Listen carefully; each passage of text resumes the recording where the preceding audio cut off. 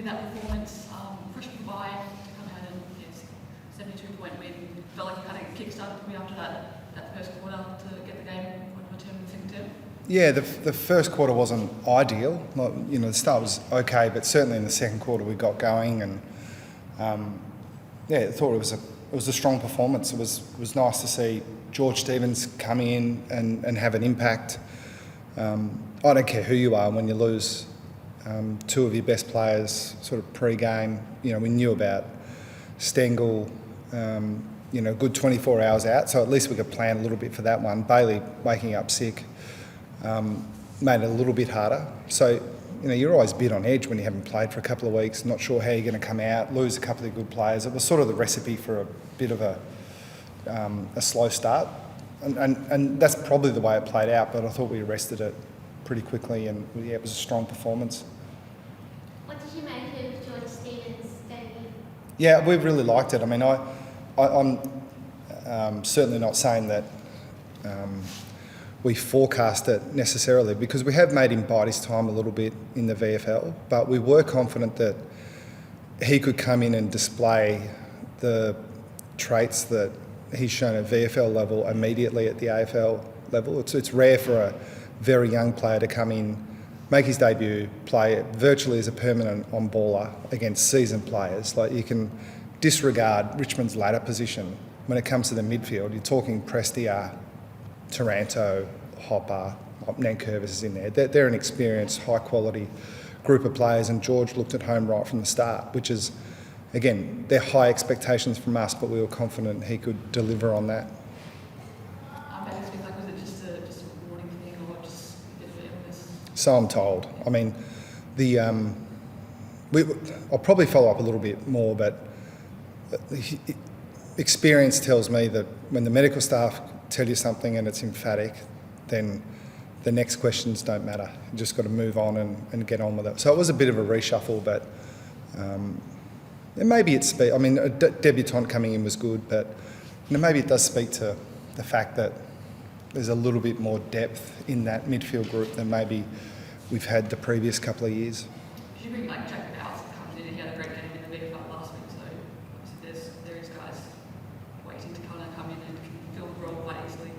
Yeah, exactly. And I mean, we'd love to keep building a flexible group.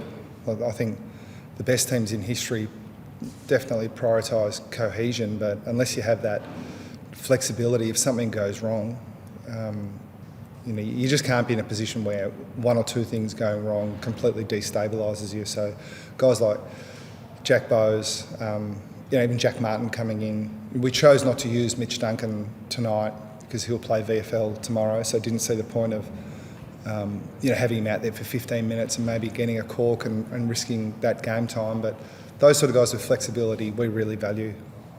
Just the blokes to come in, there's some amazing talent out of this team, right? Coney, Smith, Stengel.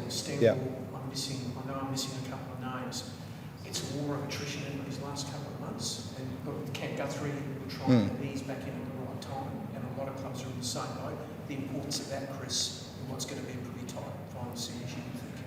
Yeah, we've thought that's important for the last decade or so, but probably the whole time at Geelong we've always thought that the season is a marathon, but with the benefit of hindsight, I think it's been harder in the last few years than it's ever been. And so there's a couple of things there. You need a bit of luck. Like, the team that wins it always gets a bit of luck. Like, it's true that the best team generally wins, but not many teams win it when a whole lot of things go wrong. And it's hard to plan for all of that bad luck, but you can a little bit. And that's probably the point about having some flexibility and having some depth and managing that squad so that, if at all possible, you can have, your best players up and going when it really counts. But that was, to be frank, easier 10, 15 years ago than it is now, because it just feels like every week's hard work. And come again next week, Giants at home. Another big test for you. Yeah, we'd rather play them in Sydney than here. So, yeah, it is a big test. Jeremy Cameron made everyone wait until he kicked his 7th Well, he had a few shots, didn't he? Yeah. He did. When did he kick the 700? Was in the. So he missed one from point blank range on the halftime side. Okay, yeah. Oh, sorry, is that what you meant? Okay, I'm slow on the uptake. We're already in the stairwell. I just assumed that he would kick it, but couldn't believe it when he missed it. He had enough shots tonight. I mean, he's in good form, the big fella. So that's probably to your point, Roger, about you just can't pace yourself in this season, but you do need to put some thought into how you can get everyone up and going when it really counts. I mean, we're still a fair way from qualifying at the moment, but if you don't plan for it, you'll get caught out. So. He's still got upset. So he's still about that. I thought that got through was huge tonight. Just he's so unassuming sometimes to come out with those type of performances. It's going to be really pleasing for him. Yeah, he's been a very, very good player for a long period of time now. I'm not sure Mackie's been top 3 in our best and fairest the last.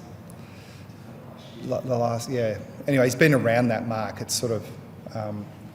I think I said a couple of years ago that, the transformation in that guy through hard work has just been phenomenal. He's a really high level AFL player now. Brian Myers had a really good game. Yeah, Grimes, he's important to us. He's, This is a bit where I don't want to explain too much about how he plays, but it's clear that when he plays well, we play well. He got a few bronze cheers in the Brisbane game. It was a nice response from him as well. Oh, did he? Yeah, it was just I was just reading up about it. There's a bit of commentary around. Oh yeah.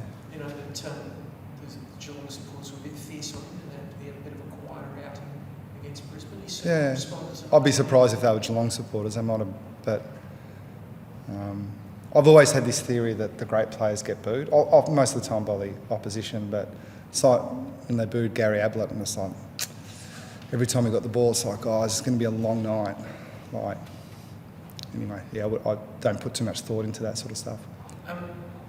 Coaches are notoriously grumpy creatures. Was there anything other than the first quarter that you will be pulling them up about in the post-mortem this week? Oh yeah, I mean, there are always things, but it felt it just felt a bit old school early on in that we thought a lot of it was just execution stuff. Fumbles here and fumbles there, little ball handling issues or skill errors. But God, I've never been the sort of coach that tries to coach that stuff. That's suburban level stuff, but.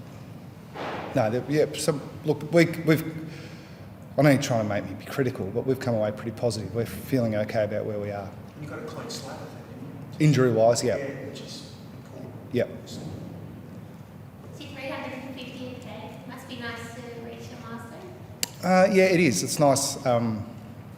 It's not my thing really, but I guess it's nice acknowledgement that I've been around. And I really do appreciate the support of, not just the Geelong Footy Club, but the Geelong people. My family's made Geelong our home for 15 years now. My daughter was born here, and I just really feel privileged to be a part of it because, again, the role that luck plays in success is really obvious if you're honest when you look back. And it's not as if I chose Geelong. I was lucky to end up here, and they've been pretty good to me. So, yeah, to be around this long is something I'm very appreciative of.